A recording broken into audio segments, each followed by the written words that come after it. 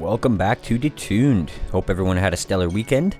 I know it's been pretty wet, especially if you're in Quebec. We mentioned on the show, CBC was saying that there may be some flooding coming with the rain that they were predicting on Thursday. Well, there has been flooding. I know in Quebec in particular, they had to call in the Canadian Armed Forces to help them with their efforts there, getting people out of the more severely flooded areas, as well as, I guess, helping with some cleanup efforts. So it's been a little crazy. Stay safe out there, everyone. But yeah, so we got a pretty stacked show for you guys. I've got Morgan Rider of Vesperia, as well as Tim Brown of Striker talking later. Good chats with those guys. Good music by Vesperia, Striker, Adrenochrome, the Matadors, as well as right now we're going to listen to a song by a band from Stouffville, Ontario. This song's called Electric Woman. It's Answer with Metal.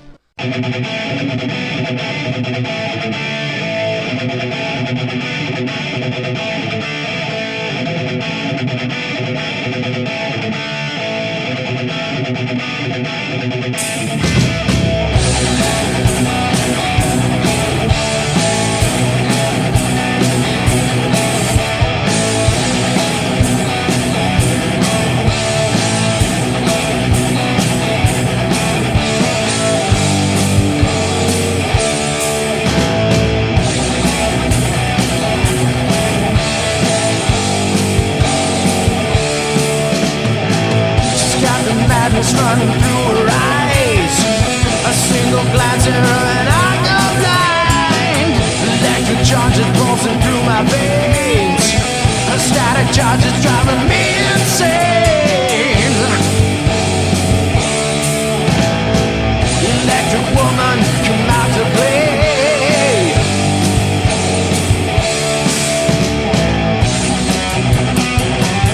Electric woman,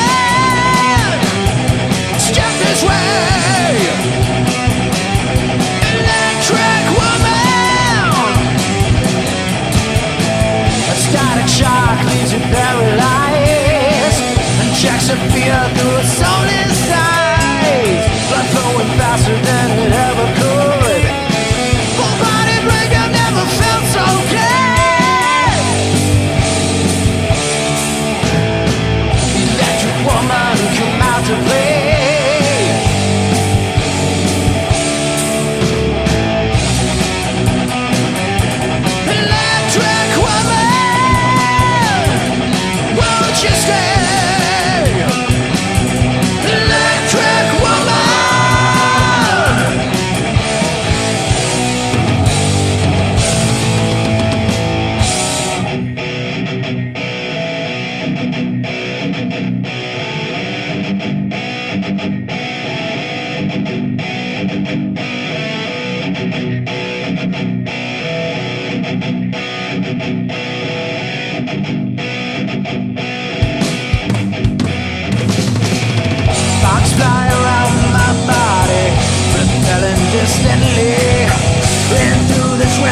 Storms when open heart CDs. If you want me, come and have me. Forever we'll be free. Then I stared into her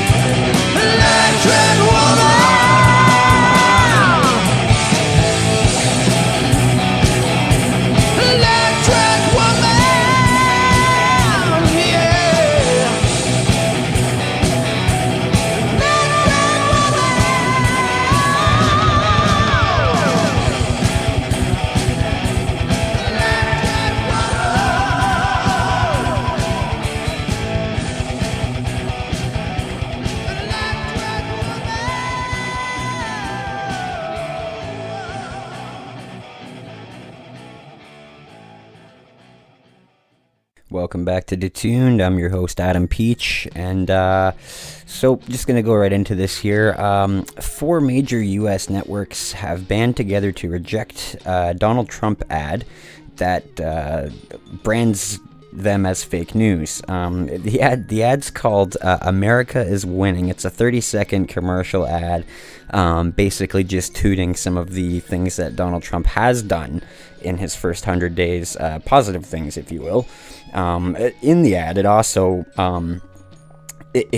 makes a point to, well, it points out that there has been a lot of fake news, and then it shows 5 pictures of some journalists, Rachel Maddow, Wolf Blitzer, let's see, Scott Pele, George Stephanopoulos.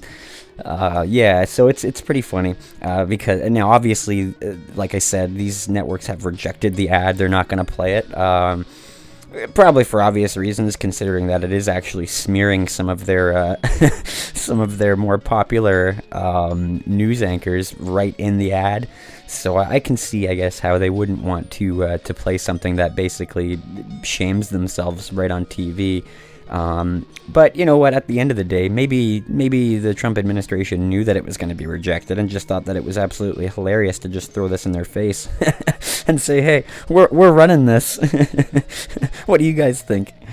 So it's quite funny anyway. I'm not a Trump supporter, but I'm also not a supporter of some of these just ridiculous media companies like the ones that he's pointing out in this ad.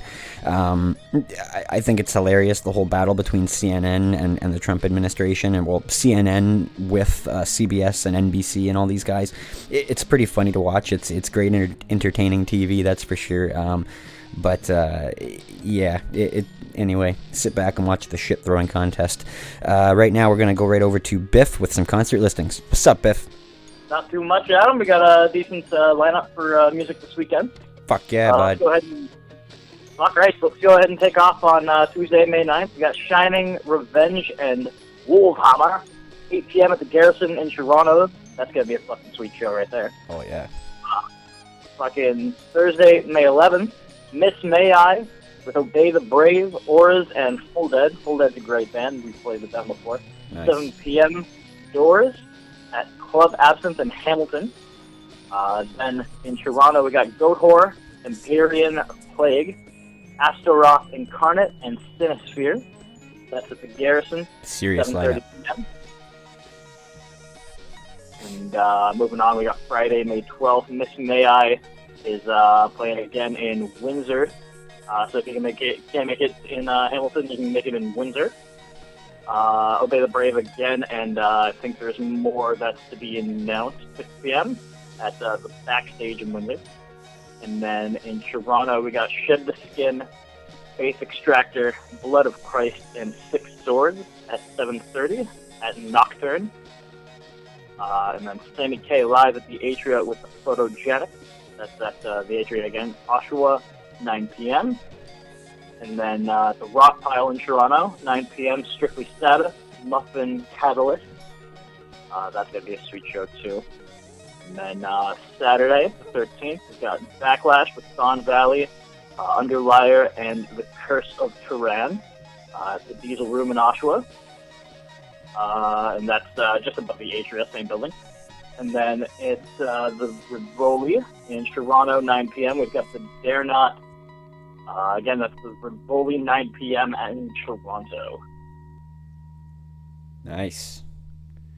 Yeah, it's cool. Strictly Sabbath you mentioned. That's actually the Black Sabbath tribute I used to play in like 10 years ago.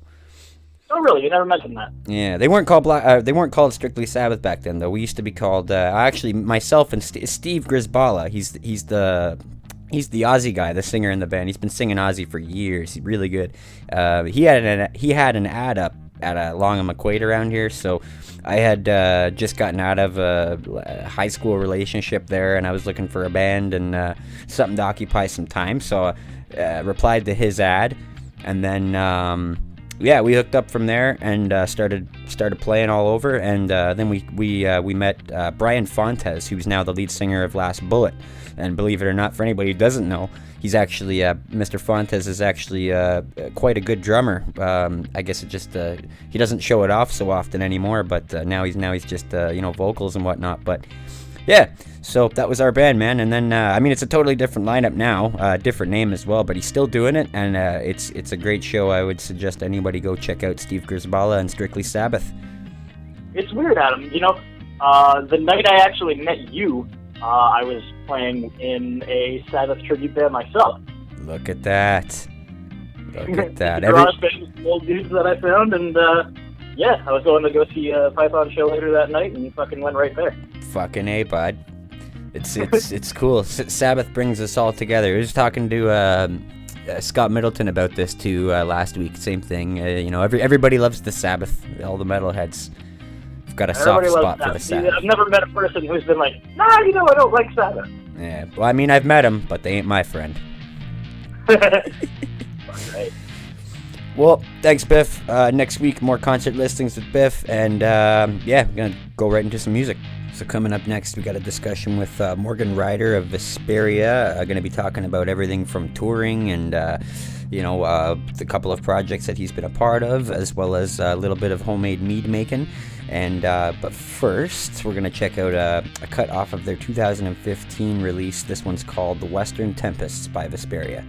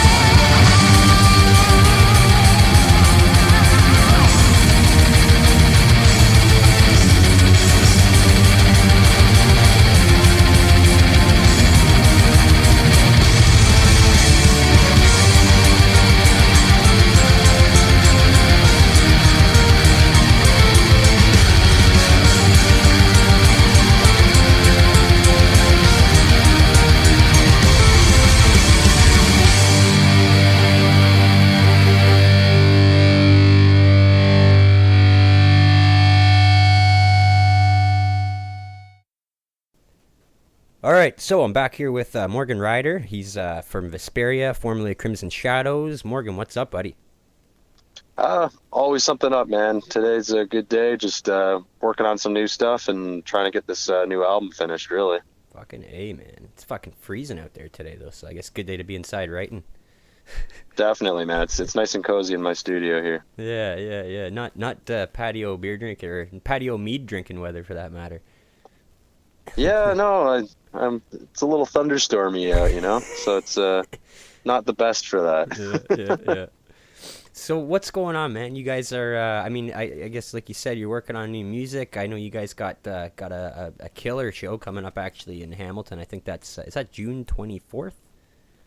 It's the 3rd of June, actually. 3rd of June. Okay, yeah, sorry, I'm fucking way we're back in Hamilton. Actually, it's our first show in Hamilton.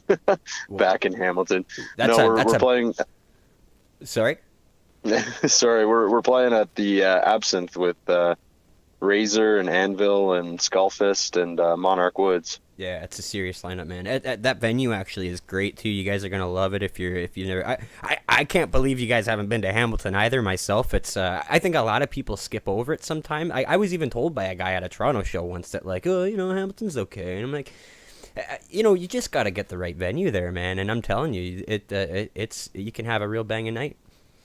It's the time and place, the who, what, and where, right? That's right.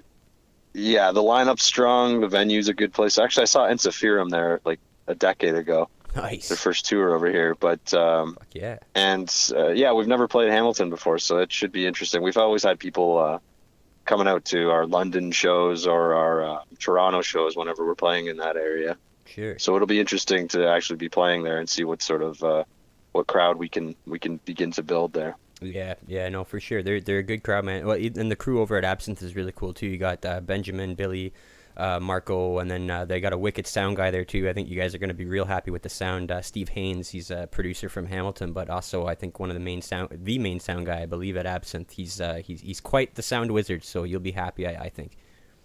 Oh, fantastic! Yeah. I'm looking forward to it even more then. Absolutely, man. You'll love it. I'm going to be there, so I'll see you. Awesome. So what's going on besides that? You got the big show. What are you guys doing? You guys going to be touring? Well, we've been booking some regional shows. Actually, we've been getting back into it a bit. We kind of tucked ourselves away for the winter there and just holed up in the studio. And it's so we've been booking shows. We've got a bunch all over South Ontario, some southeastern Ontario dates. We're getting back up into Quebec a bit and Nice. Just keeping it close and making it for simple drives and basically the logistics are a lot simpler.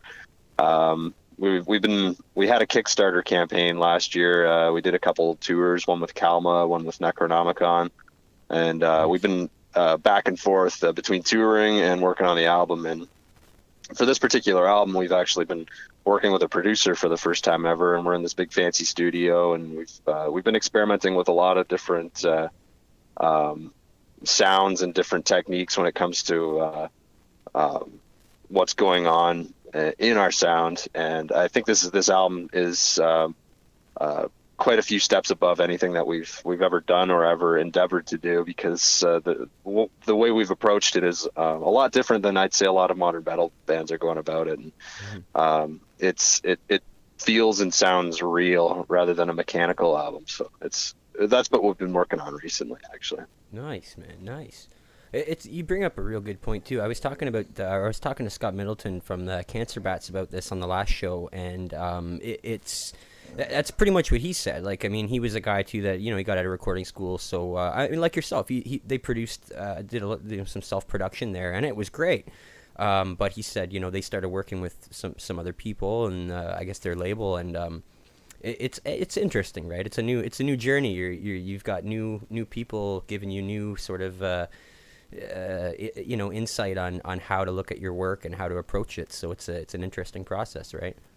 Yeah, I mean, you spend countless hours writing and rehearsing the stuff that you have a very biased opinion on it, of course. So when you bring it into a room and show it to somebody who's never listened to it before, especially somebody who has a lot of experience with a variety of artists, big and small, that when when they are given it, their first impressions are basically to critique it and to break it apart, and basically give you ideas that you wouldn't have come up with on your own, and that you wouldn't have been open to had they come up in the jam space, you know. Sure. So it's definitely good having an outside opinion in the studio, so that you can get the best product in the end.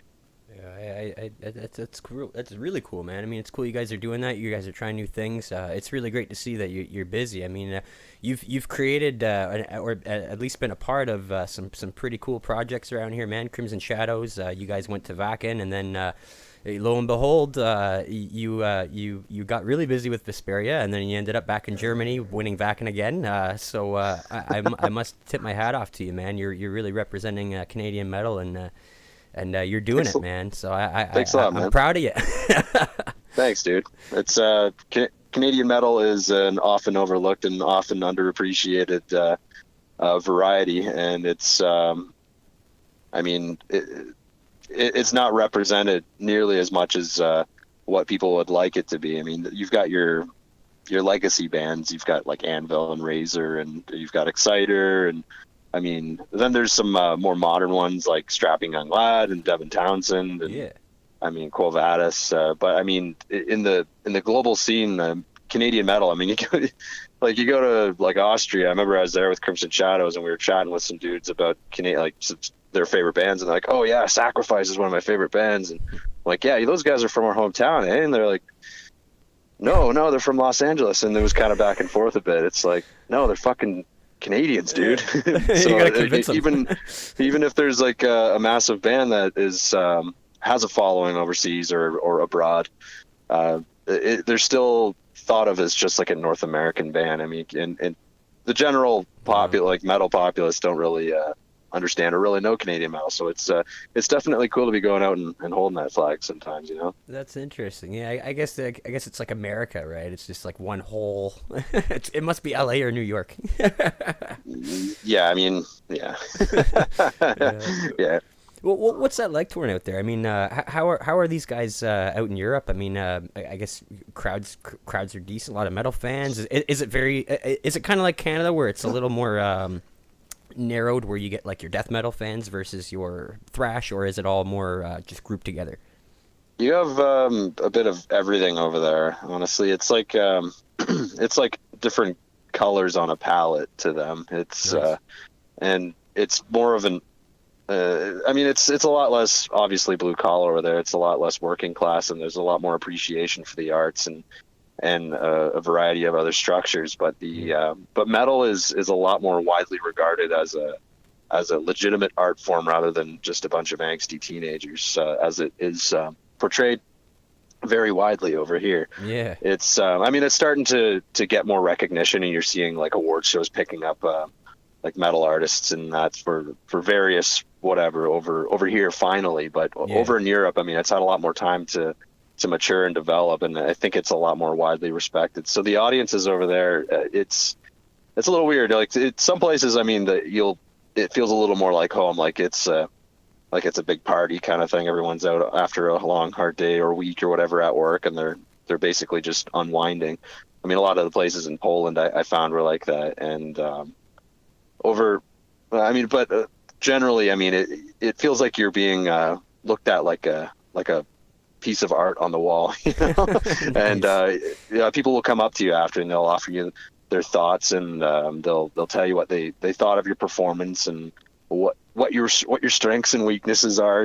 But sure. It's very much different than it is over here. It's interesting to say the least. Sure. Well, cool, man. Getting back to, I guess, Canada, you guys, I'm from out east, so I just, we never ever got, I haven't lived there for a long time, don't get me wrong, so I could be a little off with this, but, I mean, from my understanding, they've never really got a ton of touring bands down there, probably for various reasons, but, I mean, you guys went down there, which was great. Was that last year's tour? Last year, we only, unfortunately, went there once. Okay, yeah. But the year before, we went there twice. That was like a back-to-back thing, right? Yeah, well, actually, we went there on our own twice, and then the third time last year we went there with Kalma, That's and right. yeah, and that I think was a very wise move on the booking agent, Apocalypse Metal, a very wise move because the East Coasters don't get a lot of the tours that come through, and it's a very frustrating thing I could see from a lot of fans' perspectives over there when a great band has announced a North American tour. They're playing Canada, but they will only go as far as Montreal or Quebec City. And Yeah. I mean, that's a whole part of Canada that's very disregarded when it comes to a lot of tours. So it's a lot of metal fans. It was great to, holy fuck yeah, and a lot of the more dedicated ones too. And it's I think because there isn't much going through there that they are a lot less choosy. They don't have the luxury of shows coming to town every day, like places like Toronto or Vancouver, you know? Yeah, good point, for sure. So yeah, the East Coast is a lovely place. It's probably one of my favorite places in the entire world to tour. Nice. And it's the people there are fucking awesome, man. Love it. Love it. Yeah, that's what they all say. It's what I mean. I went back kind of as a visitor anyway, because like I said, it's been years since I've lived there. But go back to see family, see some friends when I get a chance, which is not often, as I would like. But yeah, man, I get treated like a guest, and I must say it's nice. They're very cool, to say the least. One of the few places where you can meet somebody for the first time, and then they invite you to stay at their place and give you breakfast and get you and loaded. Beer and yeah, totally. So I know I guess you started making homemade mead a while back. You guys are selling is it Vesperia mead? Are you guys still doing that? We're not selling it. We gift it. Nice. Yes. It's yeah, I don't want to get caught up in the whole bootlegging thing. No, but yeah, yes, you're totally right about that. I make mead, and I make various types of mead, metheglins, braggots. I do a lot of experimenting with the flavors and the spices that I use in them. I like just making your traditional old style mead, so the very basic proprietary ingredients, and nice. it is a bit of a waiting game making that stuff. Sure. But I guess you've had some time to experiment, and I guess like you're saying, you've played with some flavors and. Yeah, I've been making it for 5 or 6 years now, and I mean now at this point I'm actually beginning to enjoy some of them. I mean, some of them most of the time it takes about 6 or 7 months for them to properly ferment fully, and then another 6 or 7 months to age before they don't taste like rocket fuel, and they begin to take up some of their notes begin to mature, and they become a lot more flavorful in time, and a little more potent, you'll find. But I've made some like raspberry ones, some apple flavored ones. I've been doing a lot with cloves and cinnamon. Those seem to be good. But I just like making the like traditional old style, just straight honey, yeast, and water, you know? Yeah, totally. Yep. Well, I mean, you guys are working on new stuff. You got some dates coming up. So it looks like lots in store for Vesperia. Where can, I mean, people that haven't heard you guys, probably unlikely if you're in Canada in the heavy metal community, but if anybody who hasn't, where can they find you, bro? We're all over social media. So we have YouTube, Twitter, Facebook, of course, LinkedIn. We have Instagram, all under the tag Vesperia Metal. And then we have our homepage, which everything links back to, of course. It's vesperia.ca. Vesperia.ca. Sweet, man. Well, awesome having you here, dude. Thanks a lot for doing this, and keep at her. Thanks a lot, Adam. Oh, no problem, buddy. Take it easy. You too.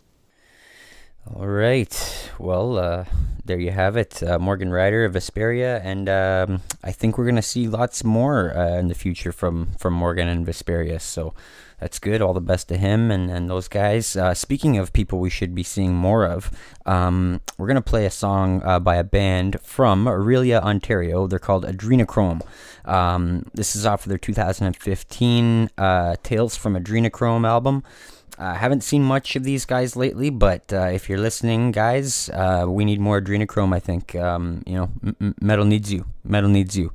So anyway, this is one of my favorite cuts off of that 2015 release. This one's called The Heart and the Feather, Adrenochrome. Now, right after this, we got Tim Brown from Stryker, so stick around.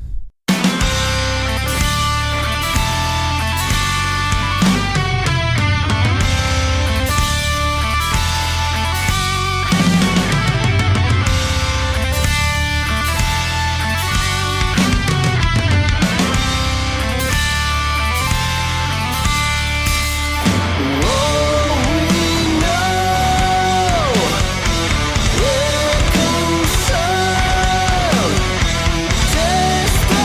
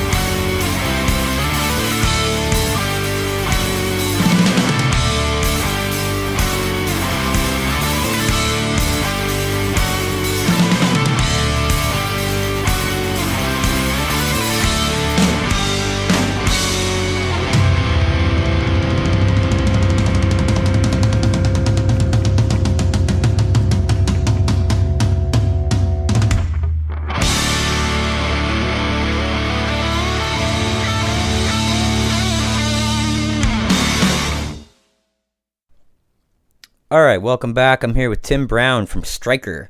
What's going on, Tim? How's it going? It's going well over here in Strikerland. Nice. How's the weather out there, man? I know in Toronto it's a little crappy this week.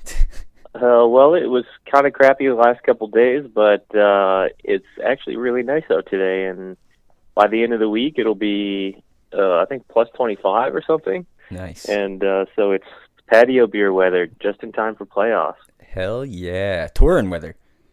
Yeah, exactly. And yeah, that's right. You mentioned the playoffs. Edmonton's still in, I think, right? Yeah, Edmonton is battling the Ducks. The whole city is like super playoff mode. So there's that's all anyone ever talks about. Oh, I bet, man. I bet it's nice to see like the Oilers do that. I mean, I guess like even the Leafs are like all these guys. They got to go through these fucking the rebuilding. It's a strenuous period, but we all got to go through it, right? Us Canadians. Yeah. So yeah, man, you guys just you announced a tour not too long ago. You're going to be touring with Dark Tranquillity, Century Media, as well as Warbringer from Napalm. That's all over North America, really, right? Yeah, it's basically the entire continent. Starting off Florida, right? Yeah, we start off in Florida. We do, I think it's like 4 or 5 shows down in Florida, and then we make our way up the East Coast, come across up to the north, playing, I think we do Montreal, Toronto, Winnipeg, Regina, Edmonton, Calgary, Vancouver for Canadian dates. Nice, man. And then we make our way south down through on the West Coast, and then back to Texas. And then that's the Dark Tranquillity tour. I think it's 27 days or something like that. 27 shows, or rather. Nice. So it's just over a month. And then we're doing I don't know, maybe 5 or 6 extra shows, because we got to drive down to Florida, obviously, and then we got to make our way back from Dallas, Texas. So. Yeah, bit of a haul. yeah. Yeah, that's cool, man. Well, you guys just got back from a European tour, I think, as well, with was it Sonata Arctica? Yeah, that's very true. And right before that, actually, we did a U.S. tour. We went down to 70,000 tons of metal, and then drove back. That was 3-4 weeks, and then we were actually only home for like 3 days, and then we flew to Europe and did 7 weeks with Sonata Arctica, which was awesome. I mean, it's probably our biggest tour that we've been on, 7 weeks.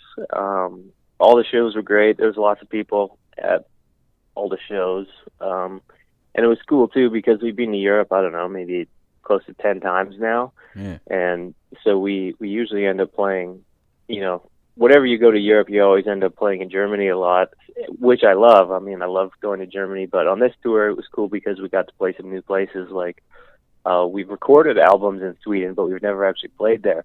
So we got to play in Sweden, and we also played in Ireland as well, which are 2 places that we've never played. Nice.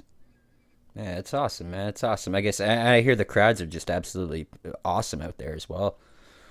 Yeah, it's great because I'm not sure why exactly, but people just like going to live music shows a lot more over in Europe. I don't know what the difference is exactly, but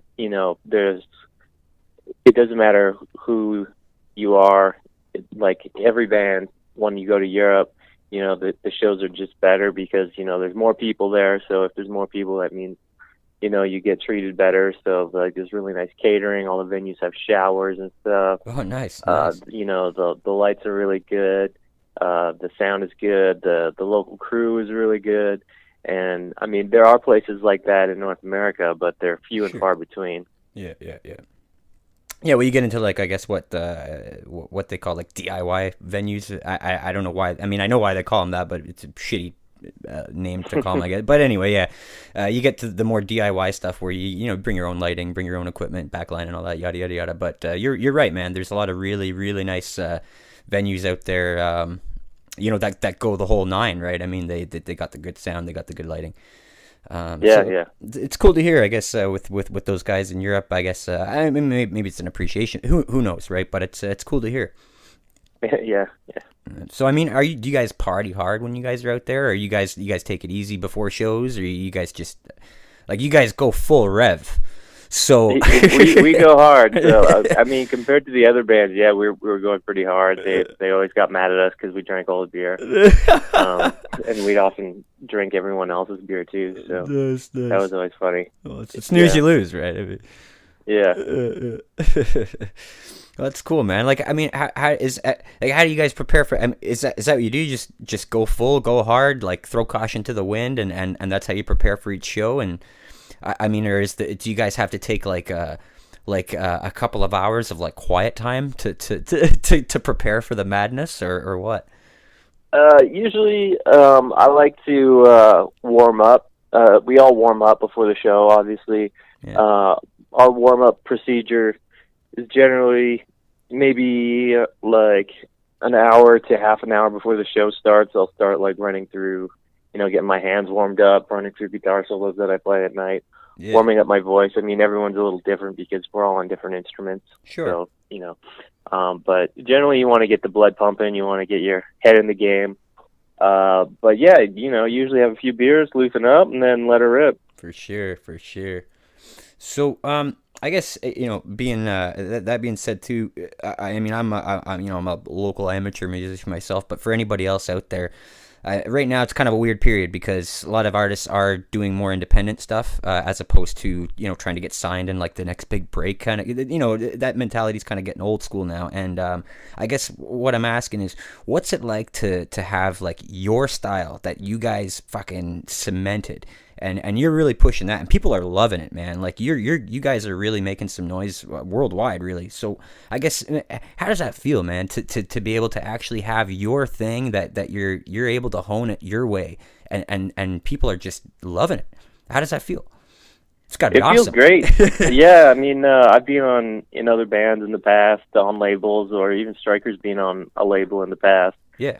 And it can be very frustrating working with a label because they fill your head with all these promises that they're going to do this and that, and then you sign the contract, and then 6 months goes by, and you're like, hey, where's all this stuff? And they're like, oh yeah, sorry, it didn't work out that way.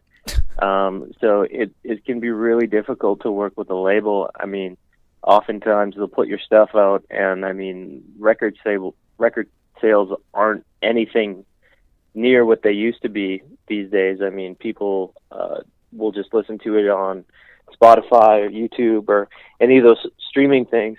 Yeah. And so, I mean, once you're on a label, it has nothing to do with what, like whether your music is good or not. It's strictly about sales. So if your music isn't making the label money, they're not going to do anything for you. So, I mean, we've had situations in the past. For example, we went out, put in a ton of effort for this huge music video that we did, and we gave it to our label, and they said, oh, this is a great video, but we don't have any budget to promote it. So then it's just like, oh, what are we doing here then?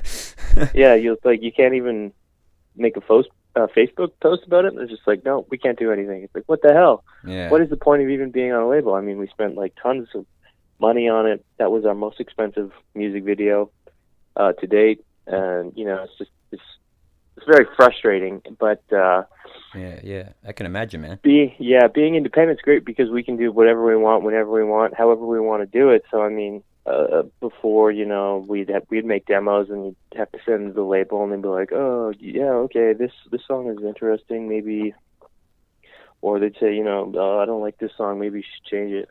And then being independent, there's none of that, where we can get albums out really quickly, whereas before on a label they have a timetable that they kind of want you to stick to, and a certain way to do albums, and we can just do whatever we want. So we can make short albums, we can make long albums, we can pump an album out every year, we can do whatever we want. So it's really great, and on top of that, it's really rewarding because when we have something that is successful, like a good tour or something, there's a lot of ownership. We feel like we did it versus, sometimes if you're on a label and something cool happens, sometimes you didn't feel like you earned it necessarily. Yeah, sure. I can understand that.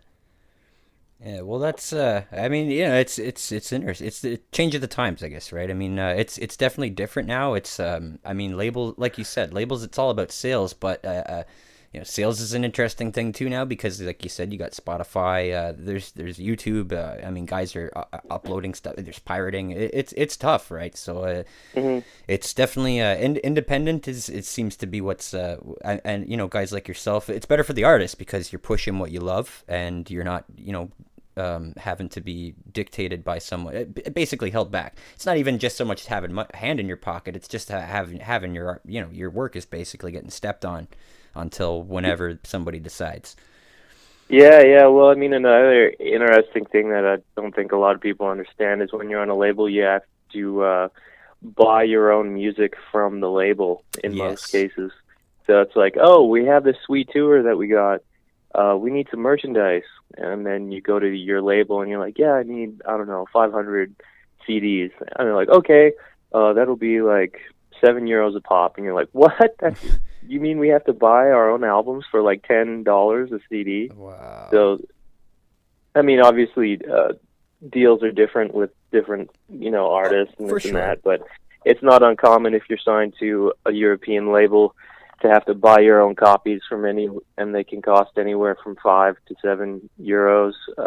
If you're lucky, maybe they're as cheap as 3. But I mean, I just we printed our own in Europe. I mean, just like a couple months ago, they were less than a dollar. So, I mean, it's when you're buying, say, 1,000 CDs or manufacturing, that's a huge difference in bill. Yeah. It also makes it, say you want to make a deal or something at the merch booth, because that's realistically where you get all your money. Someone's like, "Oh, can I get these 2 CDs?" And it's like, if I give you a deal, I'm going to lose money. Yeah. So Yeah. it gets really hard, and you want to You got to buy you want bulk. to you want people to have your music. I mean, if I'd love to be able to make sure that people, and he's like, oh, I only have $5. I'd be like, yeah, sure. I'd love to be able to do that, but everything is so expensive, especially when you throw on, there's no way you could do that with if you're on a label. I mean, I remember one of my friends telling me about his band that was on a label.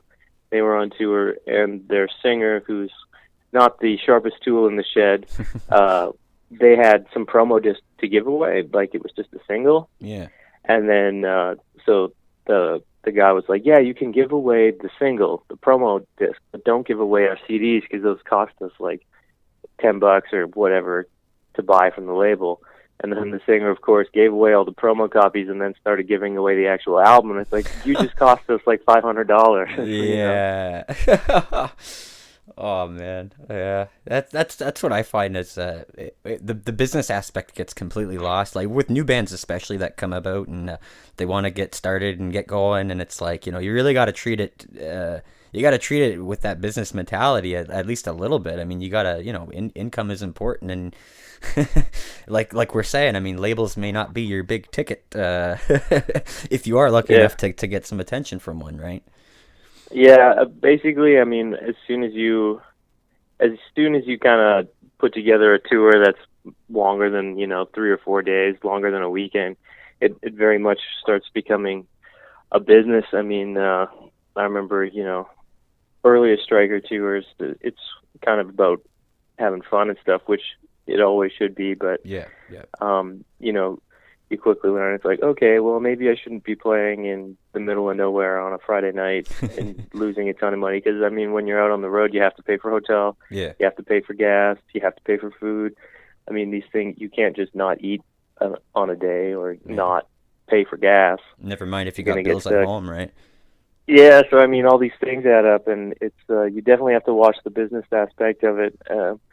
I mean, as an independent band, we're trying to make it up to the level where we can actually pay ourselves, because we all have bills at home, and it's tough being on the road and having no money. But Yeah, and you got to keep making good music. So I mean, at some point, it's that's gotta. another thing. Yeah, Studio time is expensive, so I mean, if you want to make music, you gotta find a way to pay for it. So Yeah. Well, that's what I like about I mean, I know I can't speak for other places because I mean, but from experience in where I am here in Ontario, there's definitely an appreciation for bands where people would.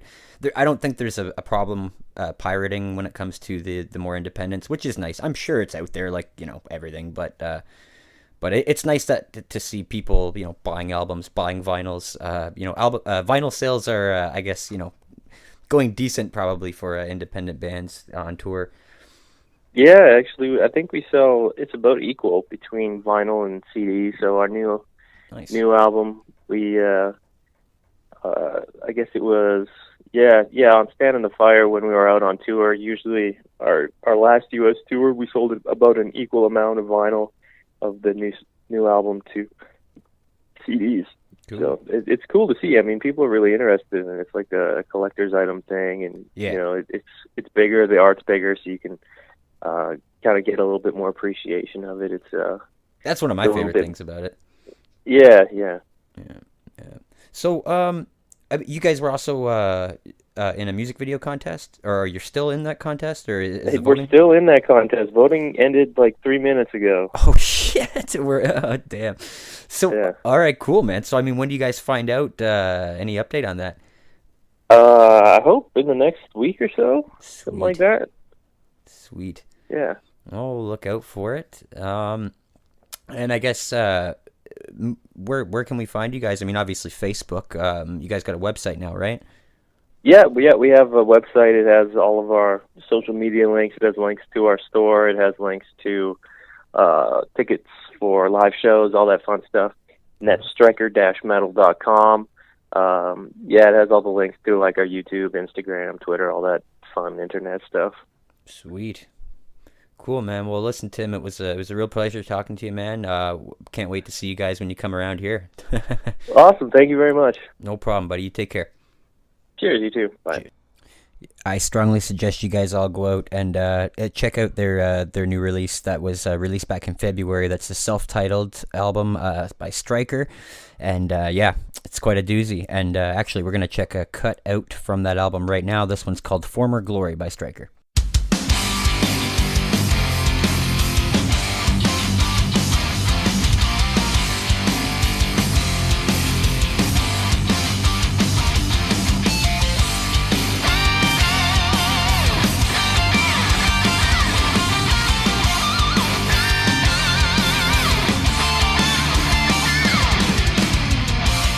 Don't wanna think about it, 'cause that was yesterday.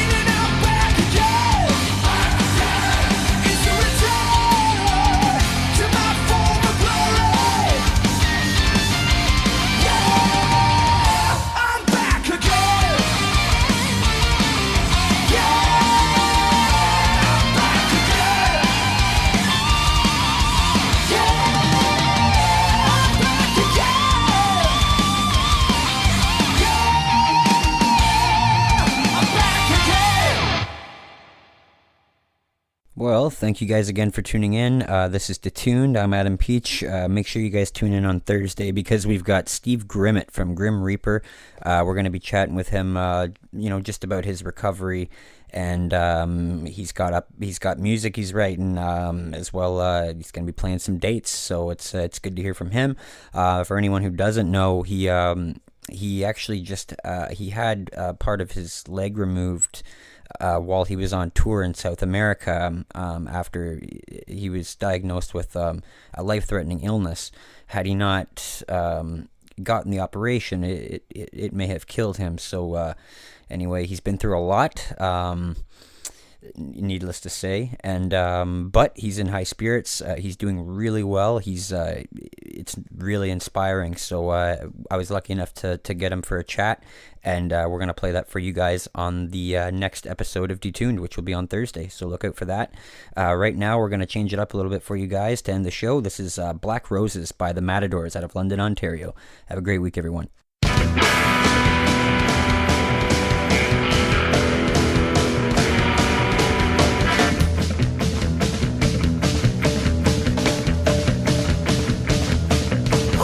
I sent my love a bouquet of black roses, and inside I sent a boyfriend's left eye.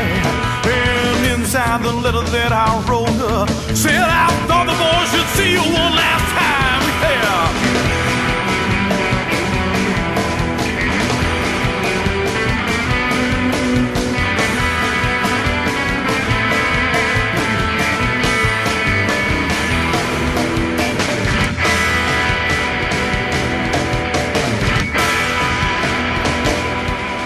Her love was like a dagger dripped in poison.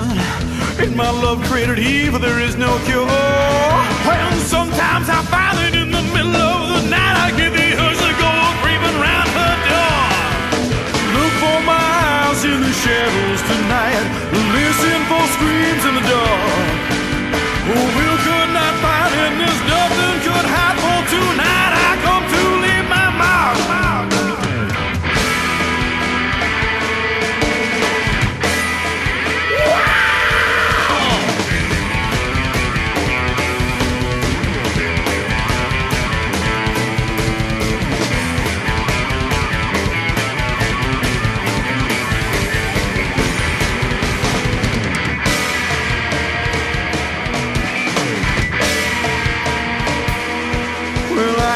I'm sore from my cruelty, and I'd like to say I regret all my past. But the truth is, oh baby, I'd be lying, and I'm gonna live out every day like it's my last. Kiss my ass!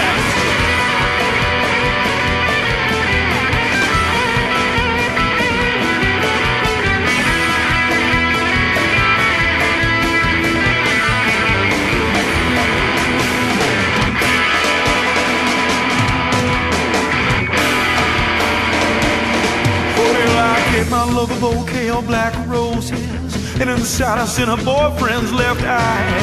And inside the letter that I wrote her, said I thought the boy should, thought the boy